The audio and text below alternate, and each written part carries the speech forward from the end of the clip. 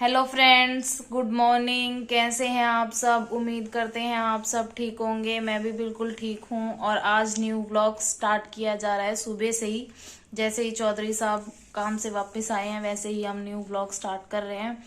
और आज के व्लॉग के साथ आप बने रहिएगा क्योंकि बहुत इंटरेस्टिंग व्लॉग होने वाला है। आज चौधरी साहब की फरमाइश बनने वाली है क्योंकि आज रात को हुई थी दिल्ली में बारिश बहुत ज़ोरों से, ओले वगैरह सब हुए थे। तो मौसम बहुत सुहाना है और इनकी फरमाइश पूरी ना हो ऐसा कुछ हो ही नहीं सकता।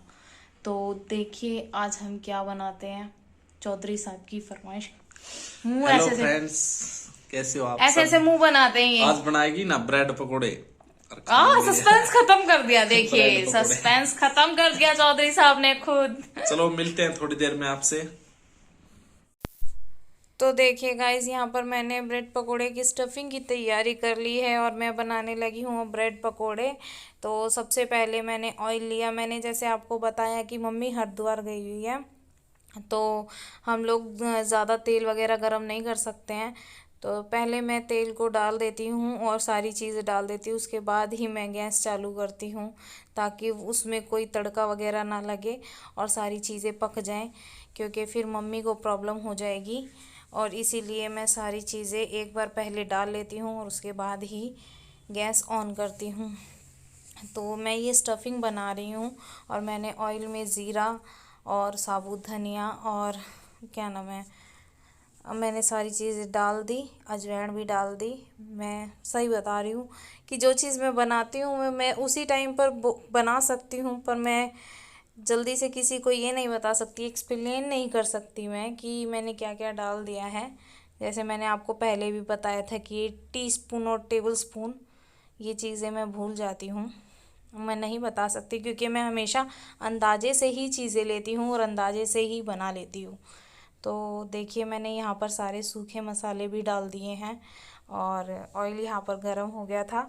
मैंने ये आलू, उबले हुए आलू हैं, मटर हैं और हरा धनिया, ये सारी चीज़ें डाल दी थी और स्टफिंग बना ली थी बहुत अच्छे से इसको मैश करके। और जब मैंने मसालों में डाला था तो ये बहुत अच्छे से बहुत टेस्टी वाली स्टफिंग बन गई थी। तो ये देखिए कितनी सुंदर स्टफिंग बन रही है।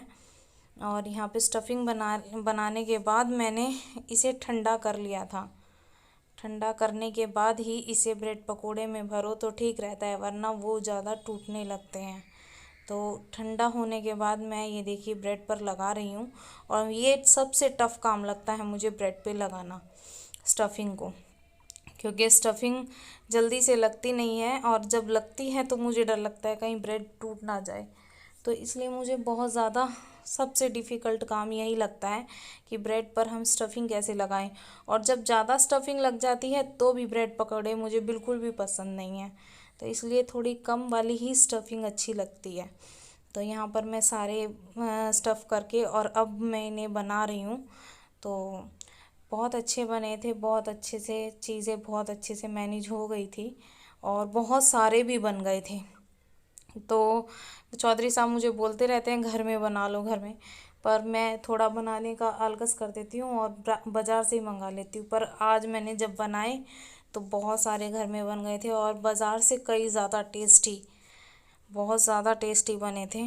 तो गाइस देखिए मेरे ब्रेड पकोड़े बहुत अच्छे बने थे और मैं कहूँगी कि आप लोग भी एक बार ट्राई करके देखना घर में ही, जैसे मैंने बनाए सिंपल से, क्योंकि चीज़ें बहुत ज़्यादा डिफ़िकल्ट अच्छी नहीं बनती हैं। जिसे सिंपल तरीके से बनाएंगे तो वो बहुत स्वादिष्ट बनती है। और ये देखिए मैंने कढ़ाई भी बड़ी थी तो मैंने एक बार में ही 3 ब्रेड पकोड़े बना दिए थे, क्योंकि कढ़ाई बड़ी थी। और ये कढ़ाई मेरी नहीं है, ये कढ़ाई मैंने अपनी मम्मी के घर से मंगवाई थी, क्योंकि हमारे पास तो वैसे ही मैंने आपको बताया था कि बहुत कम बर्तन हैं, बहुत गिनती के हैं और छोटे ही बर्तन हैं, क्योंकि हम दोनों ही हैं घर में। और इसलिए मैंने अपनी मम्मी के घर से कढ़ाई मंगाई थी। और देखिए अब कढ़ाई, ये ब्रेड पकोड़े जो हैं बन चुके हैं। तो बहुत सारे बन गए थे और बहुत अच्छे भी बने थे और ये खाने के लिए अब तैयार हैं। ये देखिए चौधरी साहब आपको केचप दिखा रहे हैं। तो आइए गाइस आप लोग भी खा लीजिए ब्रेड पकोड़े हमारे साथ और बहुत टेस्टी बने थे। और आप लोग भी एक बार अपने घर में ट्राई करना ये ब्रेड पकोड़े। तो फ्रेंड्स, जैसे कि मैंने आपको बताया कि ब्रेड पकोड़े बन चुके हैं और अभी अभी पता चला है कि मेरे मम्मी पापा आ रहे हैं हम दोनों से मिलने, और वो दोनों आ रहे हैं। तो हम ब्रेड पकोड़े अभी नहीं खाएंगे, बिल्कुल भी नहीं, उनके साथ शेयर करेंगे और चाय बनाएंगे। तब मेरे मम्मी पापा, वैसे तो कैमरा के सामने आना अभी उनको थोड़ा अजीब लगता है, पर अगर हो सका, अगर उन्होंने परमिशन दी तो मैं वीडियो जरूर बनाऊंगी और उन्हें भी दिखाऊंगी। और ये देखिए चौधरी साहब को, मतलब इनका ये टॉवल है ना, ये टॉवल ये रुक नहीं रहा है बिल्कुल भी। लाइक करें शेयर करें। ये टॉवल ना ऐसे ही रहेगा। लाइक करें, शेयर करें, प्लीज यार कर दो यार, लाइक शेयर कर दो, सब्सक्राइबर कर दो, ताकि मेरे चौधरी साहब को थोड़ा सा चैन मिल जाए। क्योंकि चैनल भले मेरा है पर इनको बहुत टेंशन होती है, हिनू तू कुछ कर, हिनू कर, कुछ अच्छा दिखा हमारे फ्रेंड्स को, तब जाके कुछ अच्छा होगा। पर प्लीज जितनी मैं मेहनत कर रही हूँ, मैं बहुत कर रही हूँ अपनी तरफ से, प्लीज लाइक शेयर करें, सब्सक्राइबर शेयर जरूर करें।